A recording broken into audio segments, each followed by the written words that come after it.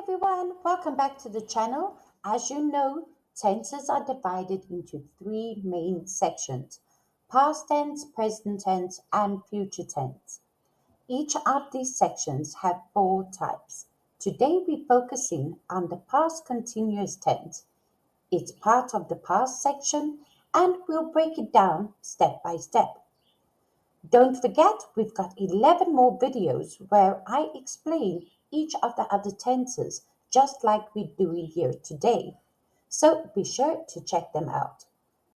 We use past continuous tense to talk about actions that were ongoing at a specific time in the past, actions that were interrupted by another action in the past, or two or more actions happening at the same time in the past. Here are some examples. Ongoing actions. She was reading at 8 p.m. last night. Interrupted actions. I was cooking when the phone rang. Actions that happened the same time. They were playing while I was studying. Like all the tenses, we need to follow a certain formula. So let's take a look at the formula for past continuous tense in the positive structure. Remember, for all subjects, the verb takes ing. So we start with the subject, we add was or were, and then add the verb ending in ing. For example, I was reading a book at 8 p.m. They were playing soccer in the park. Now let's take a look at the past continuous tense as a negative structure. Remember, for all subjects, the verb takes ing. So the formula that we need to follow, we start off with the subject, then we add was or were, and then the verb ending in ing. So let's take a look at the examples. I was not or wasn't reading at that time. They were not or weren't playing soccer. So let's take a look how we use the past continuous tense in a question structure. So looking at the formula, we use the question word, we add was or were, we then add the subject, followed by the verb ending in ing, then the rest of the sentence. Don't forget to use your question mark after each sentence. Let's look at the examples. Was she working yesterday evening? Were they watching TV when you arrived? It's important to remember that there are several spelling rules while adding ing. Let's take a look at them.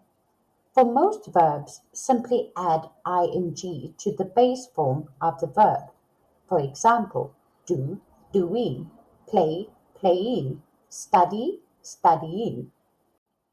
For verbs ending in e, drop the e and add the ing. Make, making, take, taking, write, writing.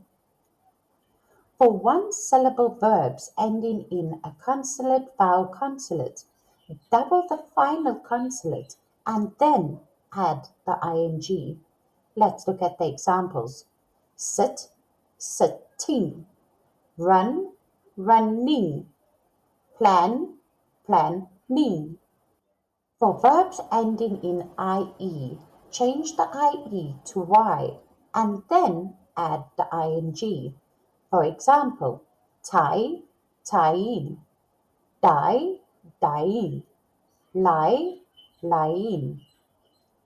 For verbs ending in c, add a k before the ing. Let's look at these examples.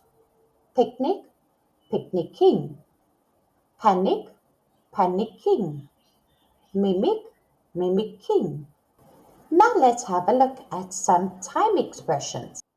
We usually use the following time expressions with the past continuous tense: while, when, at. That indicates a specific time. all day, morning, night, or as.